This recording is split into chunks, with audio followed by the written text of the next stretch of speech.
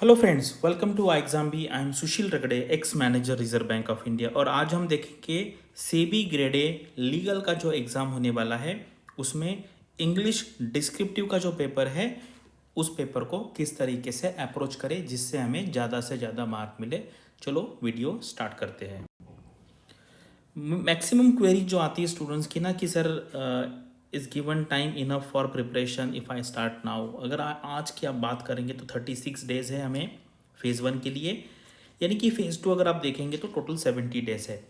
And अभी हमें क्या पढ़ना चाहिए आपको पता है, सेबी का जो फ़ेज़ 1 है, फ़ेज़ 1 मुझे तो ऐसे लगता है कि ये जस्ट एक फॉर्मल प्रोसीजर है कि जो कैंडिडेट मतलब बिल्कुल ही सीरियस नहीं है, जिनको 40% मार्क्स ओवरऑल नहीं मिलते हैं, उनको स्क्रीन आउट करने के लिए, ठीक है। अदरवाइज़ मैक्सिमम लोग, अगर आपने थोड़ा भी पढ़ाई किया है तो आप ये एग्ज़ाम क्लियर कर जाएंगे। रियल जो कंपटीशन है वो फ़ेज़ 2 में ही है। तो ये आपको पता है 5 अगस्त को है, और मैंने आपको काफ़ी पहले ही बता दिया था कि 5 अगस्त को फ़ेज़ 1 होने वाला है।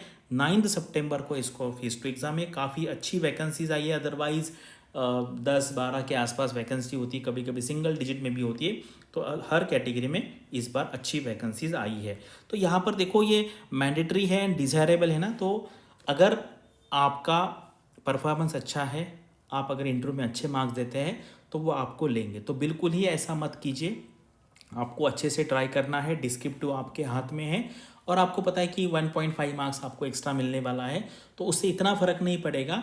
आपका जो जिनके पास एक्सपीरियंस नहीं है उनकी पॉसिबिलिटी ज़ीरो नहीं हो जाती है, मुझे इतना कहना है। और अगर आप में सब्सटेंस है, आपके आंसर्स में अगर आप आपकी अच्छी क्वालिटी दिखाते हैं, कम्युनिकेशन स्किल दिखाते हैं, वो डेफिनेटली आपको सेलेक्ट करेंगे। तो इसलिए आपको ऑप्टिमिस्टिक रहना है, ठीक है। पेपर 1 का पैटर्न है, ये नॉर्मल हमारा सेबी का एग्ज़ाम होता है उसके जैसा ही है। ये पहला पेपर है आपका, यहाँ पे 30% मार्क चाहिए, यहाँ पे 40 चाहिए, और ओवरऑल आपको 40% मार्क यहाँ पर सिक्योर करना है। और ये बिल्कुल ही मुश्किल नहीं है। फ़ेज़ 1 में क्या है, क्वांट है, रीजनिंग है, इंग्लिश है, जीए 80 क्वेश्चंस टोटल, और 24 करेक्ट आपको यहाँ पर लाना है, तो आपको 30 मार्क्स मिलेंगे। लेकिन मुझे लगता है आपको यहाँ पर 50 एंड यहाँ पर 50, ओवरऑल 100 मार्क आपको ट्राई करना, यानी कि आप बाउंड्री पे नहीं रहेंगे और आपको कोई मतलब डाउट नहीं रहेगा। जैसे ही प्रीलिम्स हो जाता है 5 तारीख को शाम से ही आपको पढ़ाई फ़ेज़ 2 की चालू करनी।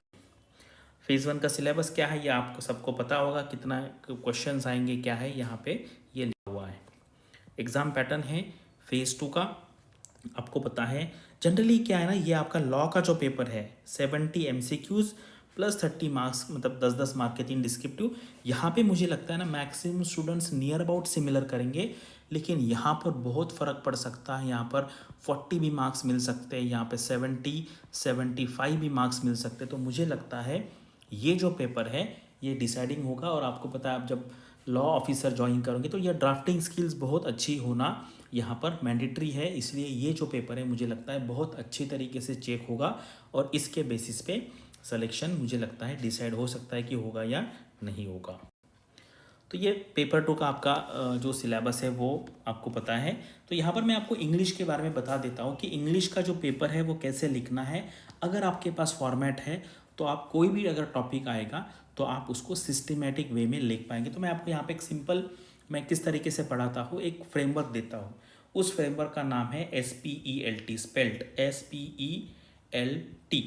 यानी कि कोई भी टॉपिक आता है तो आपको ये 10 पॉइंट्स है, इसके ऊपर आपको सोचना है और वो पॉइंट लिखने हैं। एस होता है सोशल, ठीक है, कोई भी टॉपिक में सोशल एंगल्स क्या है। पी होता है आपका पॉलिटिकल, ठीक है। उसके बाद ई के 3 पॉइंट है, एक है इकोनॉमिक, ठीक है, दूसरा है एनवायरमेंटल, और तीसरा है इथिकल। और आप अगर लॉ प्रोफेशन में है तो इथिकल एंगल भी बहुत इंपॉर्टेंट है। तो ये आपका एक पॉइंट हो गया। ये 2 3 4 5, एल से 2 है, एल से लीगल है। लीगल एस्पेक्ट क्या है, यानी कि कोई अगर लॉ बना है तो आपको लिखना पड़ेगा। एंड एल से एक कॉन्स्टिट्यूशनल भी आता है, अगर कॉन्स्टिट्यूशन में कोई स्पेसिफिक प्रोविजंस है तो उसके ऊपर आपको लिखना है। तो ये हो गया 6, ये हो गया 7 पॉइंट। टी से 3 पॉइंट आते हैं, एक है टाइम। टाइम यानी कि अगर आपको पास्ट की कुछ एग्जांपल्स पता है, प्रेजेंट की कुछ एग्जाम्स पता है, फ्यूचर का आप क्यों कुछ व्यू देना चाहते हो वो लिखना है।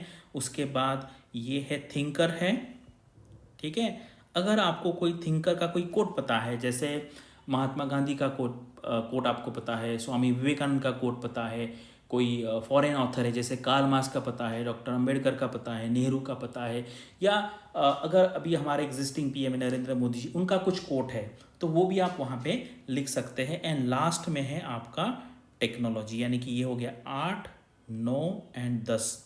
तो आप अगर किसी भी टॉपिक को ये 10 एंगल से देखेंगे, और ऐसा ज़रूरी नहीं कि हर टॉपिक में आपको ये 10 के 10 पॉइंट्स मिले, कुछ पॉइंट्स ऐसे होते हैं जैसे कोई लीगल रिलेटेड इशू है तो उस पर आप ज़्यादा लिखोगे, कोई इकोनॉमिक है तो वो ज़्यादा होगा। तो ये 10 एंगल पे सोचना है, और एटलीस्ट मुझे लगता है 1-2 लाइन भी अगर आप ये सारे एंगल्स पे लिखोगे, अगर कुछ नहीं आता है तो 1 लाइन लिखोगे, और जहाँ पे रिलेवेंट है वो ज़्यादा लिखोगे, तो जो पढ़ने वाला है उसको समझ में आएगा कि यार इन्होंने सारे एंगल से ये टॉपिक कवर किया है। इस तरीके से आप लिखेंगे।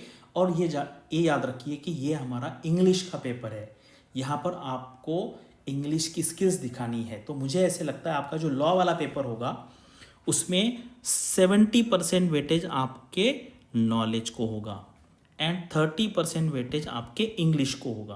लेकिन इंग्लिश का जो पेपर है यहाँ पर 70% वेटेज आपके इंग्लिश लैंग्वेज को होगा एंड 30% वेटेज आपके नॉलेज को होगा, ठीक है। इस तरीके से अगर आप फोकस करेंगे तो मुझे लगता है लीगल ऑफिसर का जो आपका एग्ज़ाम है सेबी में, आप अगर इंग्लिश में डिस्क्रिप्टिव इंग्लिश में अच्छे मार्क्स लाए तो आप बाकी लोगों से थोड़ा सा एडवांटेज पोजीशन पे रह सकते हैं, ठीक है। फेज 2 में ये सारा आपको पता है, ये मैं फिर से रिपीट नहीं करूँगा। अभी ये हमारा प्लेटफॉर्म है, यहाँ पर आप जाइए और ये हमारे फ्री मॉक टेस्ट है, आप यहाँ पे जाके दे सकते हैं किस तरीके से ये हमने डिज़ाइन किया हुआ है। एक्चुअल आपका जो एग्ज़ाम है उसी तरीके से ये है। आप MCQ की यहाँ प्रैक्टिस कर सकते हैं, डिस्क्रिप्टिव की प्रैक्टिस कर सकते हैं। ये प्लेटफॉर्म है, यहाँ पर क्वेश्चन होगा, आप यहाँ पे आंसर लिखिए। इसी तरीके से इंग्लिश का भी प्लेटफॉर्म होगा। तो आप अच्छे तरीके से अभी से आप प्रैक्टिस करना चालू कीजिए, क्योंकि प्रीलिम्स इतना मुश्किल नहीं है। अभी आपके पास 36 डेज है, तो इसमें मुझे लगता है आपको 50-50% डिवाइड कीजिए। अगर आप फेज़ 1 में श्योर नहीं है तो अदरवाइज आप थोड़ा सा जो डिस्क्रिप्टिव आंसर राइटिंग है आपका लॉ का, या MCQ की प्रैक्टिस है पेपर 2 की, या इंग्लिश का पेपर है उसकी आप यहाँ पर तैयारी कर सकते हैं। और ये अभी हमारा काफ़ी अच्छा डिस्काउंट चालू है 45%। अगर आपको कुछ डाउट है तो आप यहाँ पे कॉल करके पूछ सकते हैं। Thank you for watching this video and all the best for your studies and upcoming examinations.